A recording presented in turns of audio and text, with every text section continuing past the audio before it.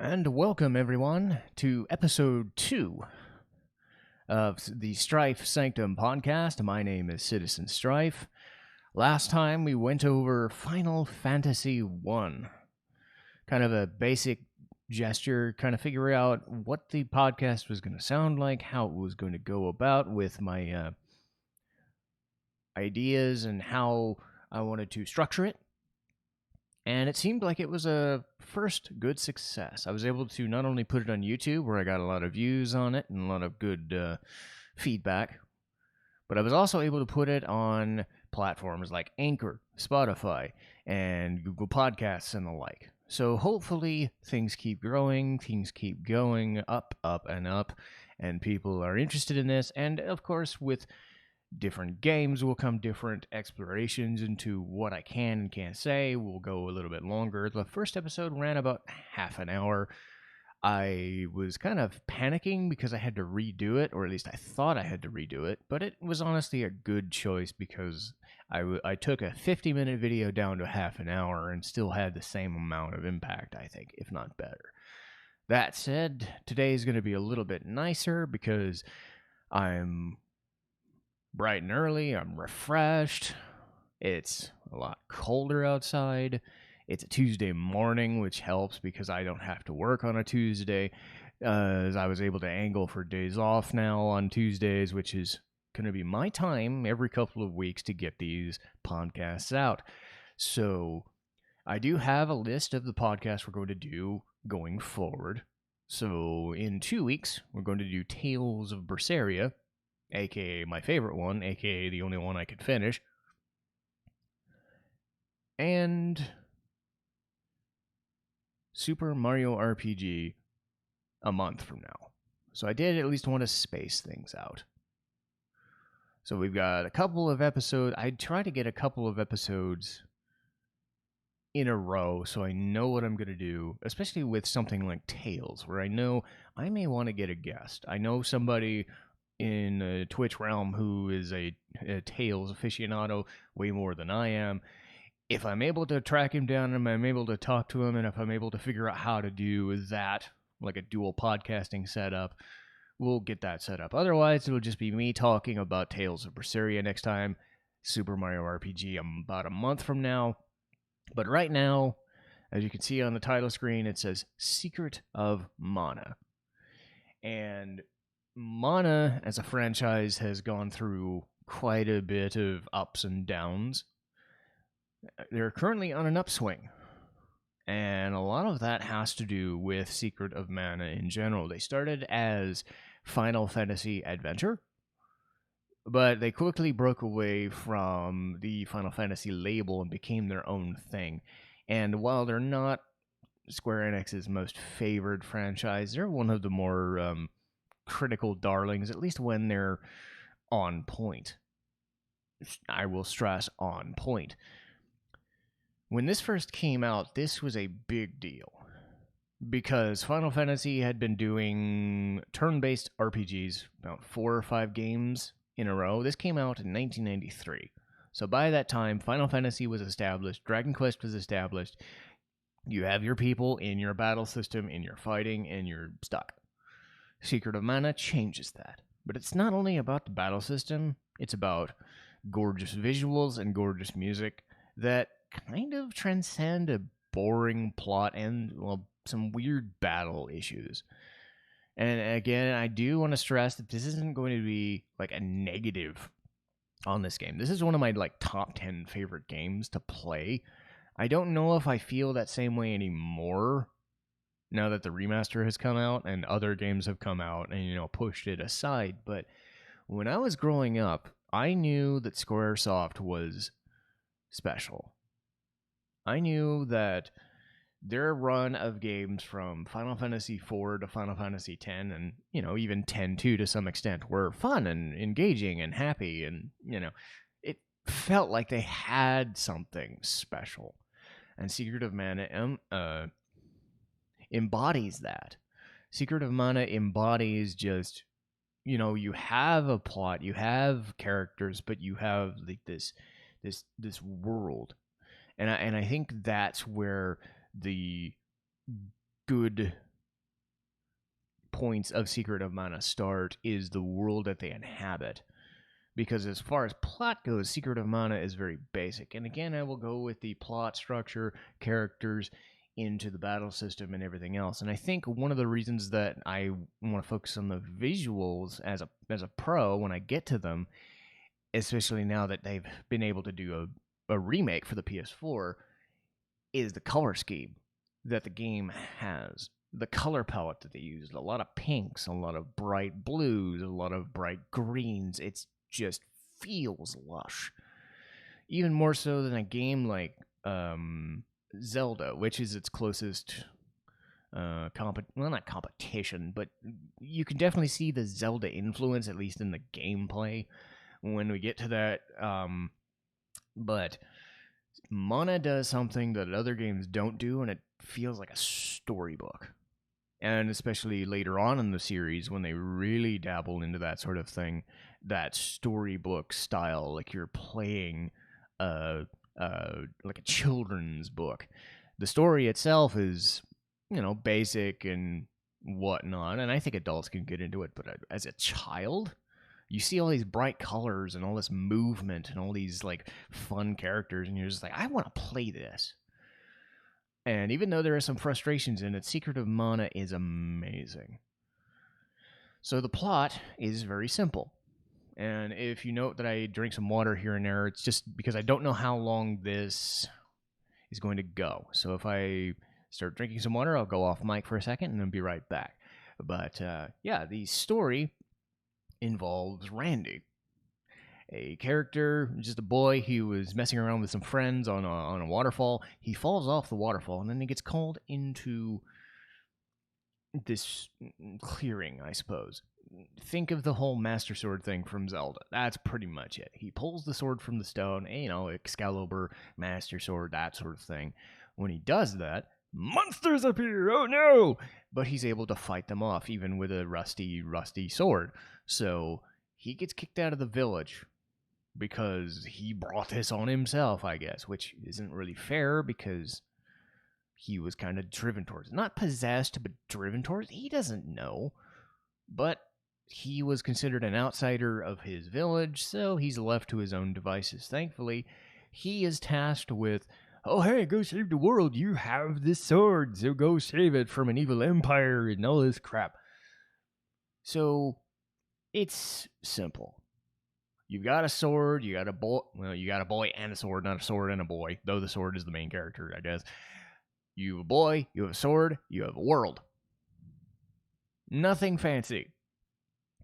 The benefit of that is you don't need to worry about it. A lot of this is the exploration of that vivid, lush world and all of the cities and all of the characters that go around it. And there are some nice characters, too, because you do have Randy.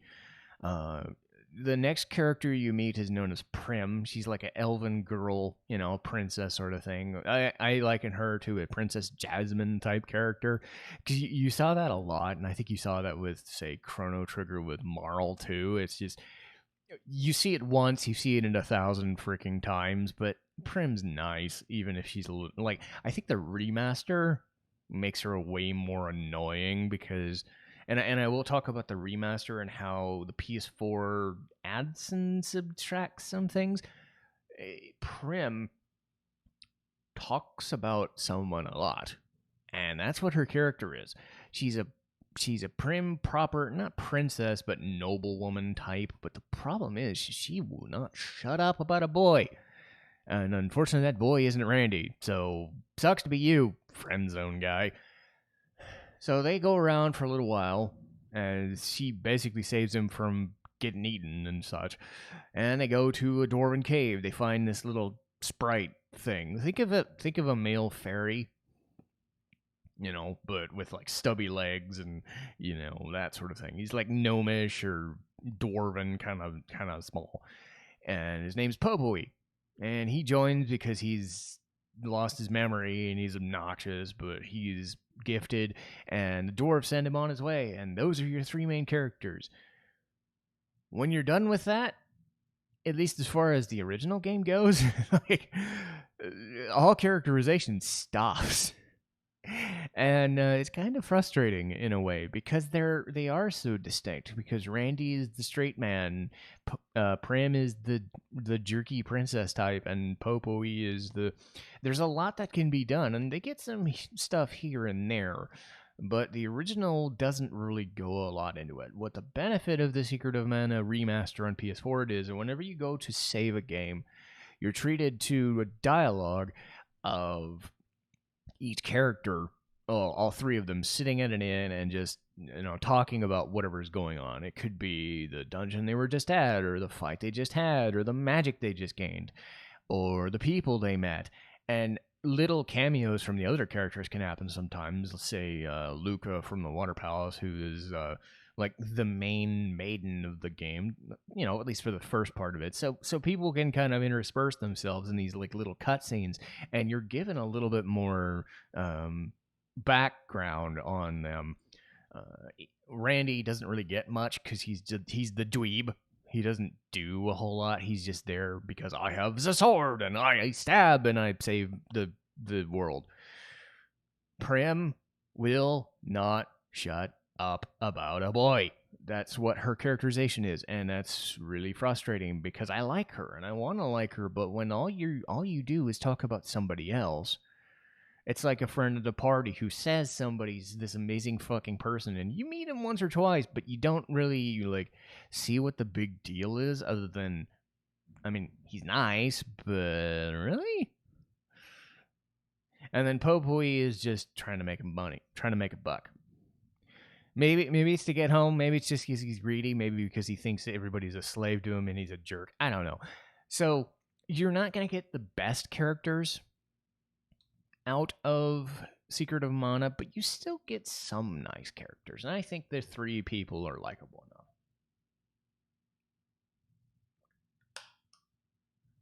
Unfortunately, that doesn't translate well to the villains. Because as I've said, there's some side characters that help you along the way. There's nobody really super important. The couple characters come in and out, but they're your basic knights. And as I said, Luca was a nice little maiden in one of the temples, in one of the palaces. But other than that, you don't really get a lot of extra banter. And your main foils are just an evil empire with an evil guy with some evil dudes. And right around one of them is someone named Thanatos, and he's the main villain. Now, what he wants to do is separate from what the Empire wants to do. It's kind of like what Kafka does in Final Fantasy VI, where he's scheming to do his own thing despite being in an Emperor's position. So he's going around trying to get himself a new body.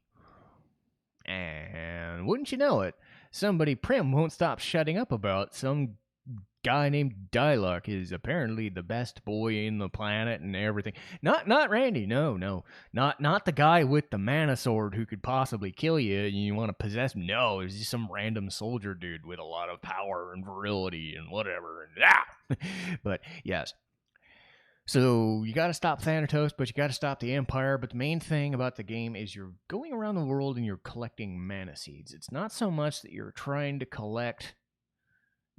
stop the Empire, because you're going to do it anyway, but you're trying to save the world by reviving magic and mana in general.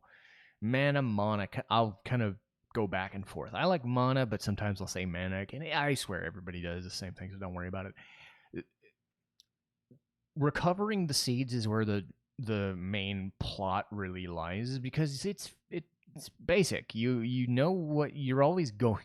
You're always going somewhere. You're going to a new town, or you're going to a new setup, or you're going back around and you're fighting guys to save like new villains and save people from new villains and whatever. Or you're going to the Empire and sneaking in and going in there, and you're flying around the world and going to different palaces and doing these things. They're small, but they do a lot and giving you this visual flair. Every place is different. Every place feels different. And it really builds upon itself, and the benefit of the game is it's like 15 hours. Even in the remaster, it's like 15, 20 hours tops, because the battle system is so sleek. At least it would be without some mistakes. So now it would be time to go over said battle system. Now, this is some trivia I dug up. I don't know how true it is, but a guy who was working on Final Fantasy IV, I believe. So this was like 2 or 3 years before Mana was made. He was working on Final Fantasy IV, and they still had the turn-based battle systems up to 3. They tried adding in what's known as the active battle system, which is more like enemies will still fight in the field, but you're still pseudo turn-based. But it's like a quick moving bar. It's like a timer. It's like a time limit that you got to follow, and you got to make sure everything's working for you. And he noticed that, and he was like, "Well, no, we should be getting away from that. We had limitations in our hardware in the NES, but we should be able to do what, say, Zelda does or Mario does and go around the world and fight, like Super Mario, maybe not World, but our 64 would eventually do, like free roaming kind of thing, especially Zelda, East, things like that, free roaming, a lot of like action RPGs. What he wanted was an action-based game. So that's what he made. He helped make Secret of Mana. So things like Kingdom Hearts, Zelda, you name it. A lot of turn-based RPGs still exist because Square was making them, but he wanted to make something quicker. Unfortunately, the issue with the battle system is what they tried to do was do this like menuing system. You had your normal attacks. Right, you could swing your sword, or you could swing your bow, or you could swing your weapons. The cool thing is you had weapons to use. But you also had magic. Later on, a little later in the game, maybe 15% of the way through the game, you get some magic, and you get to use them. And every little while, you get a different element based on a different spirit. And you could use fire, you could use water, you could use thunder. It's that sort of thing. Status magic, debuff magic, raise someone's attack power, it's that sort of thing. While it was very unique, later on, magic became such a crutch that it became slower because the magic you have to use takes a charge. You have to go into the menu and you have to use it. And the spirit would come out and then they'd fire the attack, which is a cool effect until you have to do it over and over and over. Same thing with melee attacks.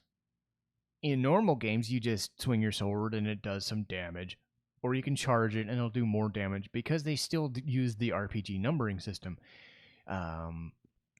If you try to swing too often, they have this weird mechanic where you'll miss all the time. So you have to wait to hit like 100 bar, hit 100% on a bar, then swing. So you'd swing every like 3 seconds. It's like a weird cooldown that would slow down the action a little bit. And eventually you'd get harder attacks to pull off, which would require this like charge, it's like a tractor beam charge sound effect. It's not so bad until you realize that the original was designed in such a way that those charge attacks were really where most of your damage came from. So it either became from leveling up magic or charge mechanics. And I will go over this more when the cons of the game present, because this is like the main issue. But the remaster, when I played it, for its faults, did something that I wanted. It made melee attacks viable. It made them stronger. It made them less likely to miss the attacker or the attacked. So you could at least, buff the character's main attack and not have to charge weapons and, use magic as a crutch. Because the best games, I find, give you a lot of tools, but they also make it so that each tool is viable in its own certain way. If you can't use melee attacks, what's the point? They're giving you this like little window to cool down an attack so you can hit hard. So they rebalanced it, and it makes it easier.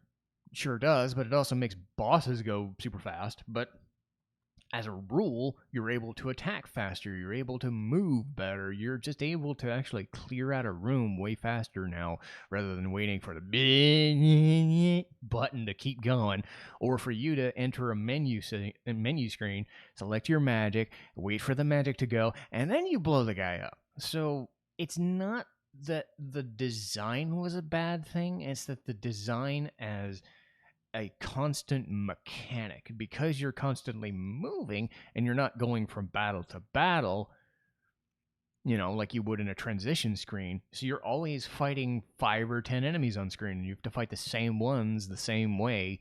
You can see where that time investment would start to creep up on you and be like, why is this taking longer than it should? As opposed to Link just taking a hook shot and stab a guy. Here's a cane of Samaria, bonk a guy. Whatever, whatever weapon you've got, you got millions of different ideas. You have like 2 or 3 main mechanics, and they take longer than they should. But it's still a fun battle system because it still melds the RPG like number mechanics and inventory management alongside, it's a decent attempt at trying something new. And I don't know, I think the third game balanced it a little better, but it still took them the remaster to realize that charging up and using the menu screen, because your friend is the menu screen sometimes, and it becomes a little frustrating. So those are one of the cons, and we'll go back over that eventually. Let's see. Ah, yes. Something I did mention before was that there were 3 or 4 characters. So with each character, you get different roles, but you also get different weapons. So some weapons are the heavy weapons like axes and swords and, spears and stuff. Some of them are shorter weapons like gloves and throwing weapons like ranged attacks like bows and even javelins. You could throw javelins. For some reason, you don't have a stock of them. You just keep throwing them. One of the best things about the battle system is you can sometimes, not always, but sometimes get a status effect. And some of those are very potent. You can either put a guy to sleep after every attack. You can sometimes confuse them so they attack other party members or walk a different direction, so you're trying to go somewhere. You can paralyze them, and paralyzing in Secret of Mana is fun because, like I said, you charge the mechanic, and if you go in a higher charge, so you hit a guy with a dart, and this is like the 3rd or 4th weapon type, I think. And at 3rd or 4th level, you throw it to paralyze a guy. He's strapped to a balloon. Stupid, like, red balloon that he's right next to. And it just floats in the air, and then when the balloon pops, he can move again. If you go higher up and higher spells, or if you use the balloon spell, it's a bigger balloon, it's a longer paralysis effect, and it looks even more goofy, because it goes from the red balloon, it goes to a blue cat balloon. And the highest level one would be like a Moogle. Just this gigantic, like, white and yellow face. Just this dumb look on its face. This dumb-looking balloon. And this enemy's just stuck. Because you're using melee attacks, those status effects add up super quick. So you can poison a guy, you can confuse a guy, you can paralyze a guy super quick, or you can buff stats, or you can do more damage to certain enemy types. Each weapon that you upgrade, and you get multiple upgrades per weapon, you can mix and match, and everybody can use their own weapon. And because you can use one character and the other people can use AI, or you have a 2-player game, or God forbid, all 3. I've seen this before in a couple of playthroughs. You could play all 3 as player characters. Everybody can get their own weapon and do their own thing. And you can stand in back and let your AI do the work and do all those nifty status effects. So there's a lot of variability in how you can mess around with some enemies depending on what their weaknesses are. And it's always fun. Another versatility is in how each character acts. Because even though their weapons and stuff are the same, the way they interact with the game is different. And it comes down to their AI programming. Randy is Link, basically. He stabs dudes. He fights dudes. He doesn't do anything else. They even make it a plot point. He's like, well, why don't I get magic? It's because you're the hero with the sword. It's stronger than whatever, suffice it to say that I'm guessing they were saying he's too stupid to use magic. Either way, he doesn't get to use magic. He just uses the mana sword, and it stabs and it hurts. To challenge that, to buff that, is Prim's effects are buffing the party and giving them unique status effects on their weapons, or making them stronger, or giving them elemental affinities based on it, or you can heal. She does get a few damage spells, but they tend to be very costly, so you don't want to overdo it. And then Popoi is just, hey, I can smack a dude with magic. So he causes a giant rock slide or an earthquake, or he summons a lightning bolt to hit some guy in the face. So you've got your hero, you've got your white mage, you got your black mage. Fairly simple, fairly easy to understand, and once you know that, you're kind of like, I can do that. Cool thing is if you're playing one player, they have this grid mechanic where you can switch how often or how sensitive a character's programming is to using magic, or they can charge a weapon strike, or they can charge a magic use and be like, don't use your magic too much, or go all out, and vary it a little bit. I don't know how it works to a niche degree, this bar means this, but in general it means how much do you want them to use magic versus attacks. If you want them to just help you in melee attacks, say you've got the status effect weapon that you're using, let them keep using status effects, because then you have a lot of people falling asleep, and then you just walk past them and be like, bye. Or if you just want to murder dudes with fire, you can murder dudes with fire. So that's really all you need to know with that.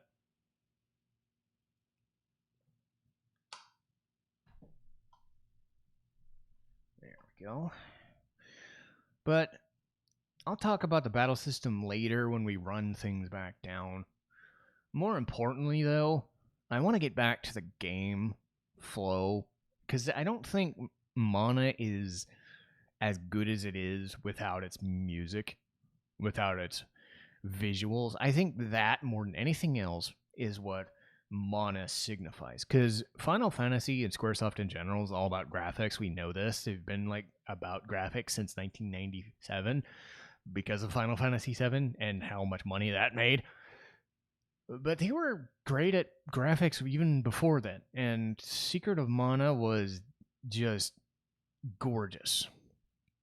But along with the great visuals, just this expansive, the forest would be all these nice spring colors. They even have an area where it's one area looks like a soft winter's doomsday scape of all the snow. Then you go to the next area, then it's the spring season, and all of these pink and purple and yellow flowers and trees and rabbits going everywhere, even though the rabbits are trying to kill you. So you go to the next place and you go to summer, and it's a little more muted, but it's still bright, and you're fighting a lot of fish. And then you go to the next place and it's all dead because it's autumn, and then back around to winter.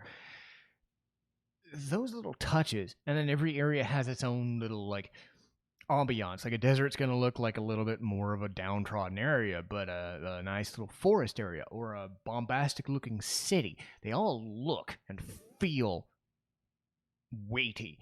Every place looks like it's supposed to look. It all looks vivid and colorful, and it's amazing, but it's also vivid because of the music that they have. And Mana, if nothing else, has had great music, especially those two Secret of Mana games, Secret of Mana 1 and 2, or if you want to call it Seiken Densetsu 2 and 3, because that's the Japanese term. And then going on to, say, Legend of Mana, which I will talk about later, because the Legend of Mana Remastered, I think Legend of Mana deserves its own episode, honestly, so I will, because they've got a whole new franchise set up for Legend of Mana, so I'll go over that in its own thing. But suffice to say, the music is a real big selling point to the Mana franchise. And it starts with the opening theme. It starts with this just small, subtle piano, and it opens to this field where Randy, Prim, and Popoi are standing near the mana tree, and it's this opening bombast of fluttering arpeggios and pianos and just nice orchestral instrumentation. And it sets the tone. Another part of the game which I really enjoy is the desert and ice countries and the Empire. They all kind of go back to back to back.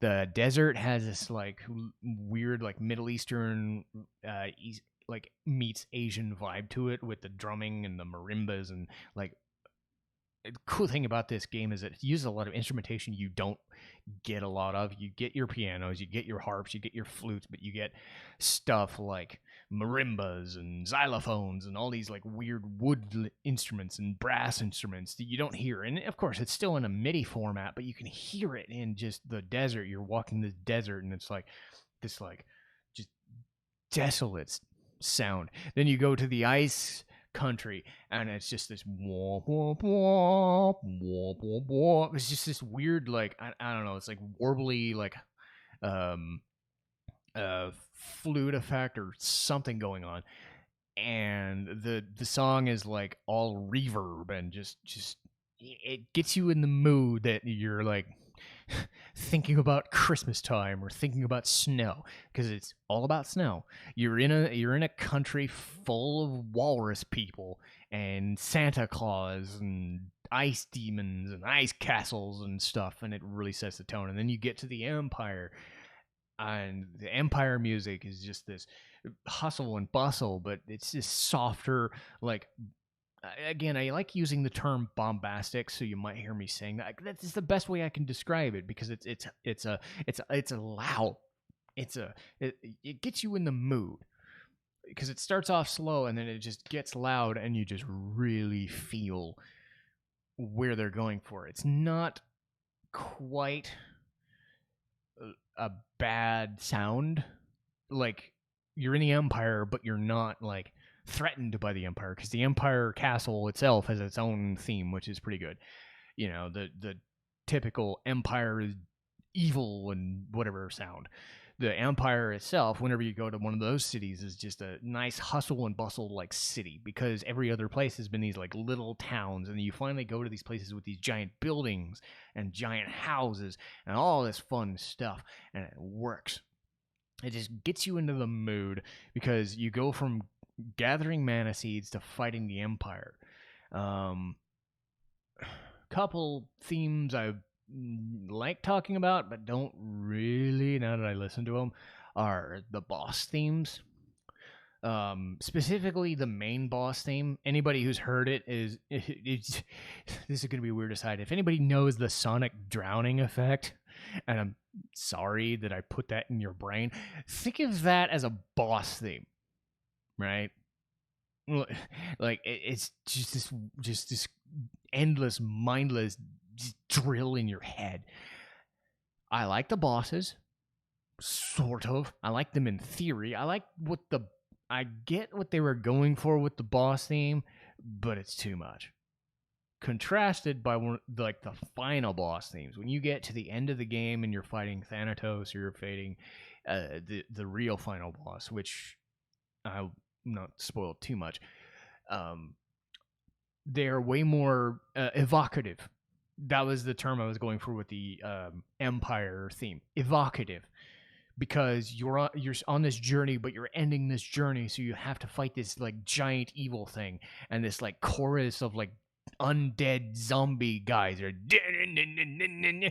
and you know just pounding like a chorus in your head, and it's just like it's like you're fighting the demon to end all demons, like I'm in this, and then you're fighting this final boss that is just wanting to wreck all of humanity, and it feels like a final boss theme. So then you remember all those times you're fighting against the sonic drowning theme, and you're like, why? So that is what it is, I suppose. That being said, though, I talked about the Empire and how they had these slow building bombastic themes. I don't think anything really caught me as great until you get not quite the end of the game. I'd say about 2 or 3 dungeons before that, you get to what's known as the Grand Palace, and it's only for like maybe 5 minutes. But you can look this up. It's known as the Dark Star.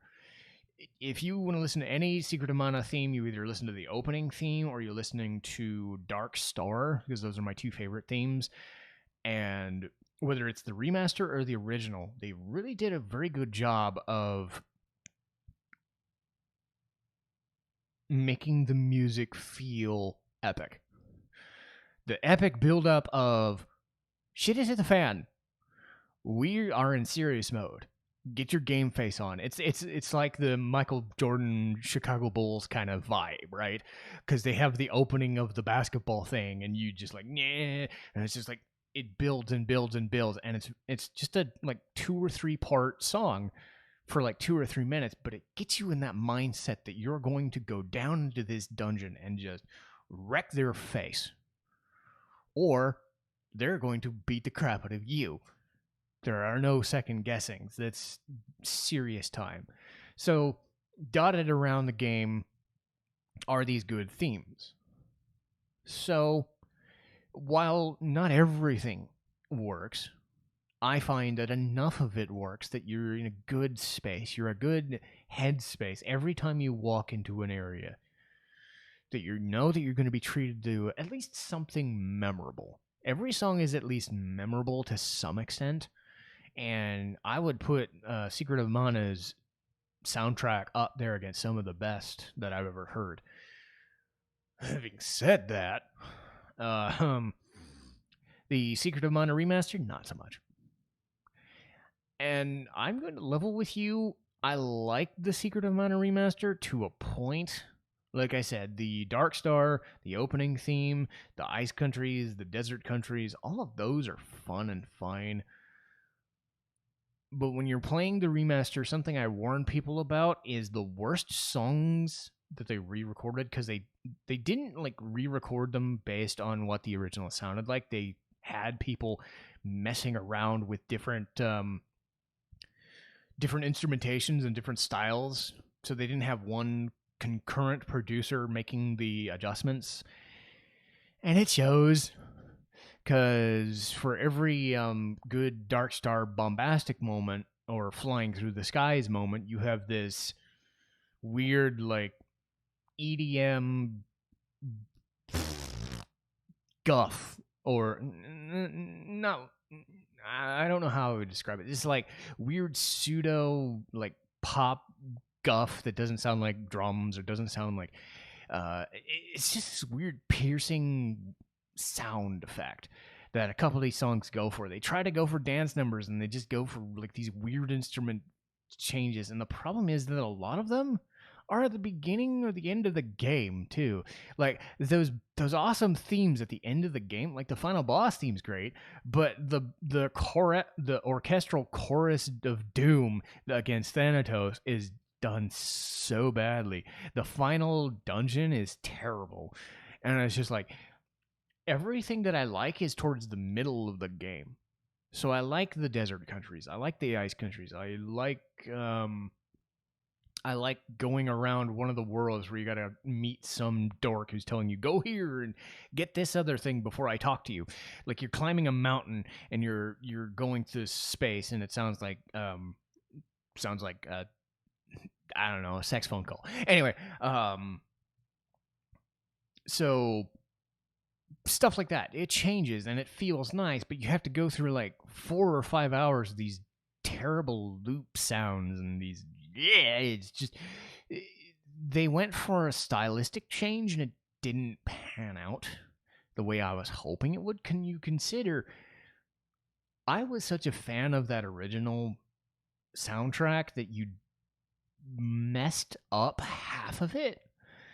It really does wreck the game flow. Much less than Prim talking about dialogue every 5 fucking seconds. Much less than the game crashing on you every room. And they do have autosave, so it's not the worst thing. But the game crashes on you. And even then, I'd still say I'd rather have the music be better than the game crashing all the time, because you can at least avoid game crashes. So the remaster set a bad example. Thankfully, Legend of Mana's remaster, while it wasn't perfect, was better made. But you can see how coming off 25 years as a 7 or 8 year old boy to a 30-year-old adult and trying to pick apart what was going right and what was going wrong with a new version of the game that I played since growing up. You can see why I had to weigh my praise for the game against utter despair of why would you do such a thing. So if you do want to play the Secret of Mana Remastered, there are things to benefit from. I mean, you do get voice acting on most occasions, and it's fine. It's not, Persona or some of the later Final Fantasy games in terms of voice quality, but it's not like Saturday morning cartoon or 90s anime level shit. It's just kind of there. It is weird that the people's mouths don't move during cutscenes, but that's its own thing. So take it for what it's worth. It's easier to access the game, to access the game from a PS4. But if you can get access to the original from, say, the SNES Classic, I would do that instead. You get a different experience, and I think you'll enjoy both. But again, the music carries the game, and I think overall the original has the edge there. So this is where we got to talk about some of the old stuff that I did enjoy and didn't enjoy. Let me get a drink first.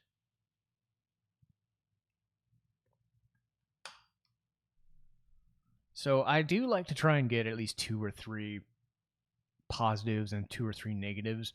Since I was on the negative side, I do think that worked better for me last week, talking about the bad stuff first, but then getting to the good stuff later to end people on a happier note.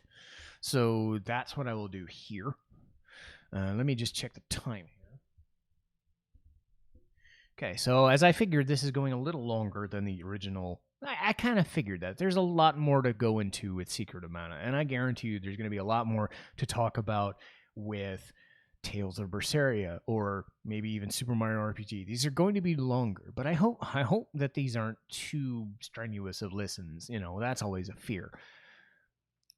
When I talk about the characters themselves, there isn't much to talk about. Once you see them, once you meet them, you know what they are. They're the hero, they're the prim princess, they're the annoying character, they're the happy-go-lucky knight who's trying to, be stern, but he's also trying to help you and be nice, the goody two-shoes. And then you've got the Empire. What are they gonna do? Well, they're gonna do evil Empire bullshit.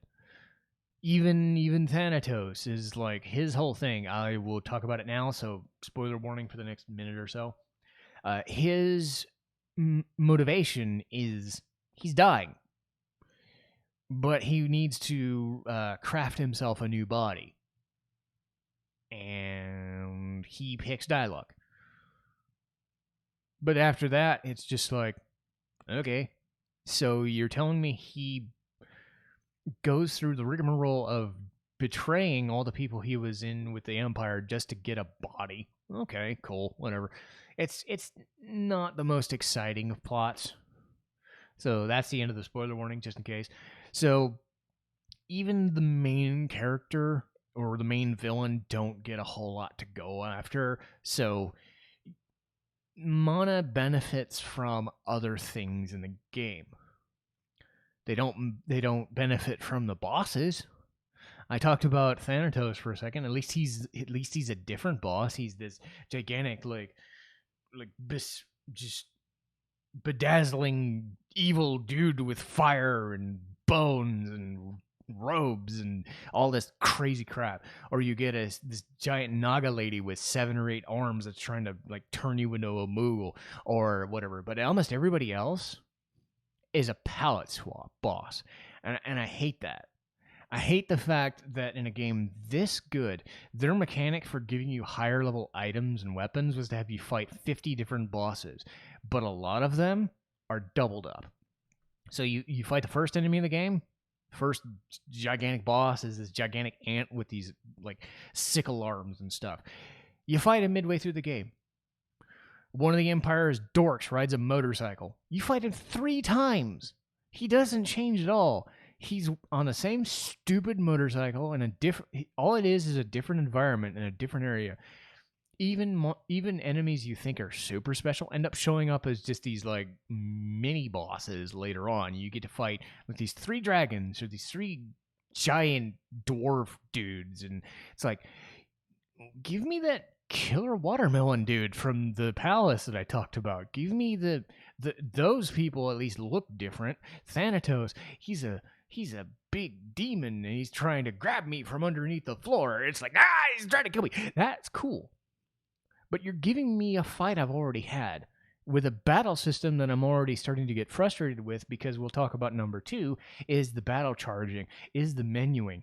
Every time you're trying to menu through the game, you're trying to waste your 5 or 10 seconds casting a spell or charging a weapon.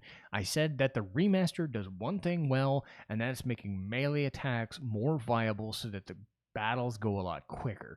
If you still want to go through the magic and charge mechanics, you can, but a lot of the time, you have to keep leveling your skills so that they get stronger. But the best way to do that is just park your ass in an inn and go to the nearest area and then fight. And fight a lot and blow up a lot of dudes and every spell. So you got like 8 or 9 weapons and 8 or 9 elemental spells. So everybody's got to level everything they want. And it gets old.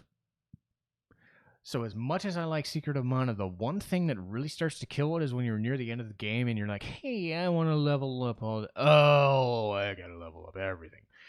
Even if you want to level up stuff as you get them, you're just like, I'm going to stay at the end and I'm going to take an hour to get this all leveled up. It's not the hardest game at all, but the game flow should be a lot faster because of how it's designed. But unfortunately, the battle system and menu design leave a lot to be desired, and it slows the pace down. I guarantee you a 10-hour game turns into like a 15-hour game just by fighting and leveling up some of your stuff. Because levels don't mean a whole lot. It's mostly armor and weapons and some levels, but also your magic skills. In the remaster, you can get away with it somewhat, but in the original, if you don't have good magic skill or you don't have good charge techniques, you're pretty much up shit creek. So it is what it is. Take it or leave it. And so you can hear my frustration a little bit. But even with that, there's still so much to like about the game. And I spoke earlier about how it slows the game down. It's because the game is meant to be a quick experience. The game is like Chrono Trigger. It's like 10 hours, 15 hours. There's like no real downtime. You're going to a place and you're not stopping to fight a dude every 5 seconds in a battle transition like a turn-based game. You're fighting through an area like a Zelda game, and you're just going, hacking and slashing and going through a thing, and you're fighting this area. You go to the next one, you find a new character, you find a new mana seed, and you got to go to this next place. It's very non-linear and also gives you enough of a backing to know where you got to go. But at the same time, you can kind of change it up and go back to a place if you want to backtrack. The initial 4 or 5 hour stretch is a lot of backtracking in the same woodland area.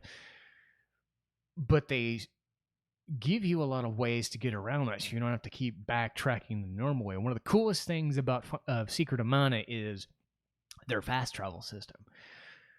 Because early on in the game, the best way you can travel is by jumping into a cannon, as in a cannon, and being shot halfway across the woodland area. Or, if you need to go to the ice country or the desert country, they'll shoot you halfway across the world in a cannon, and you survive somehow.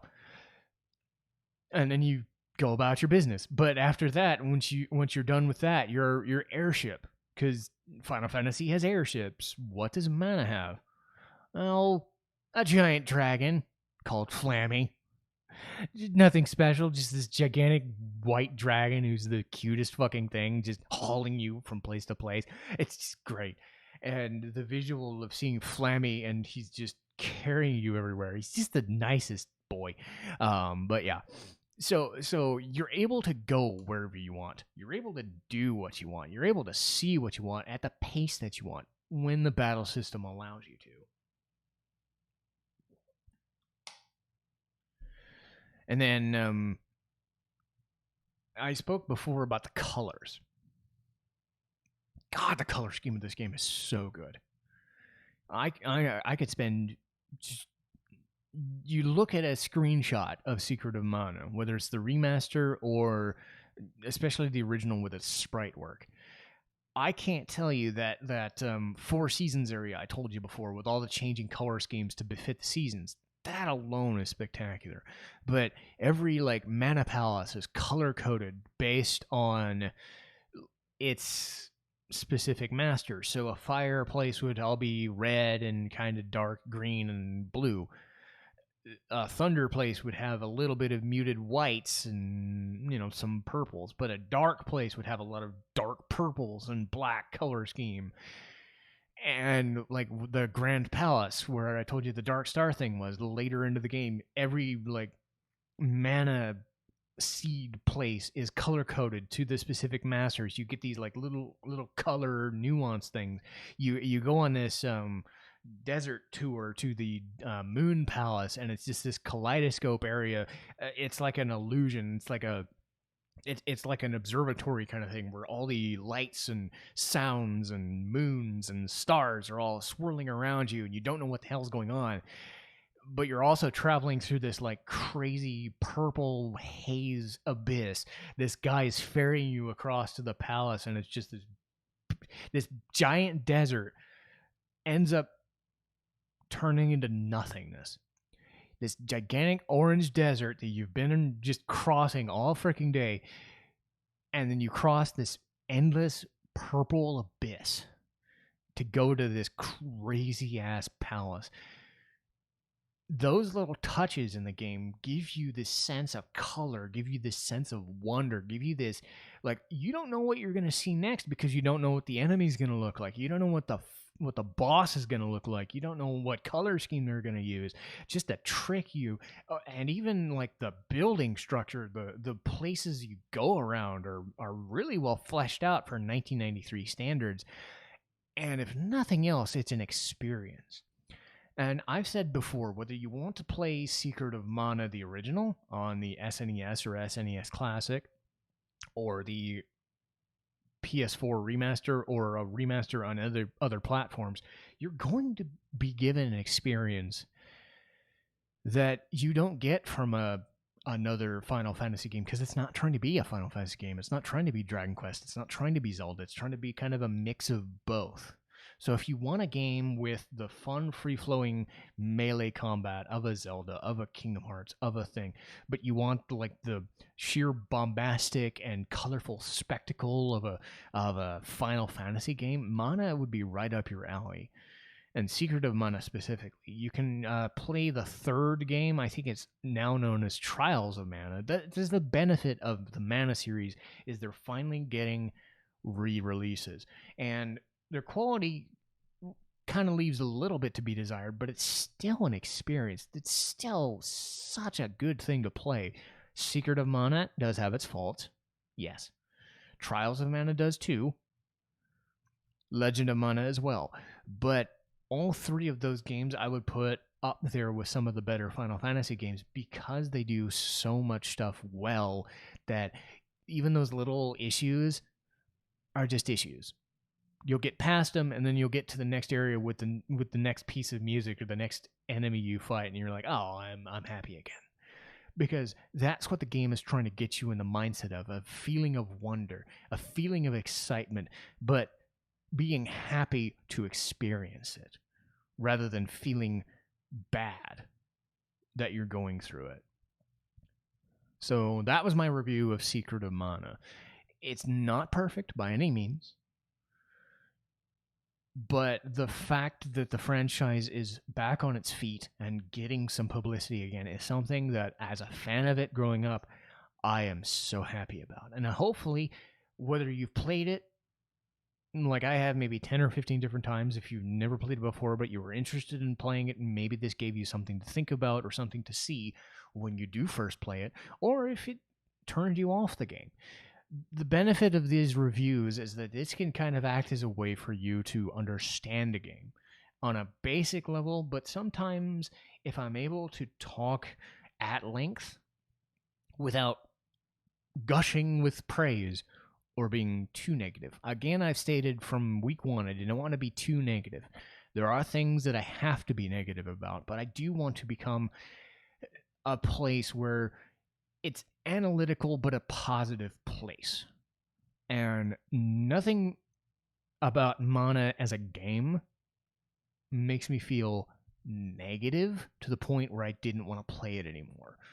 So if you want to play it, I would highly suggest it. If you know somebody who has it or can give you a copy, or you just want to see it on the PSN store, or you just want to watch a YouTube playthrough or a Twitch stream of it, do it. You will not be disappointed. But that's it from me. I feel that this went quite a bit longer than the first episode did, but there was a lot more to talk about, and I do feel a lot more comfortable doing these like early morning podcasts.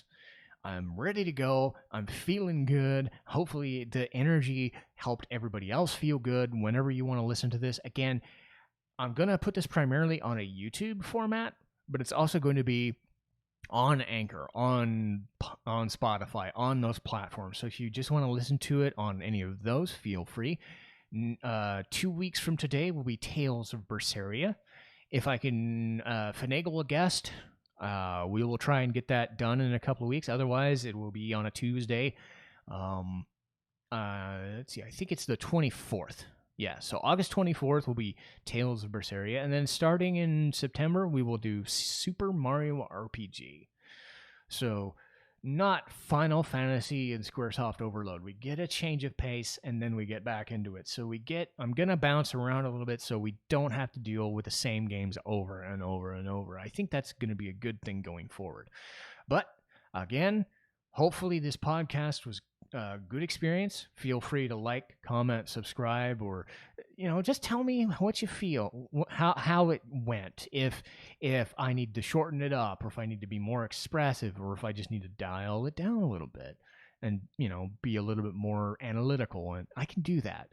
This is for people to see and experience a game in a different way from a person who does have the experience but isn't like some expert, I guess, because there is no way to be an expert at anything, I don't think. But I am a fan. More than anything, I am a fan of this genre. So if this helps you decide in any way if you wanted to play this game or any of the others that I am going to do, then I feel that I've done something special and important. So that's it from Citizen Strife. See you guys next time.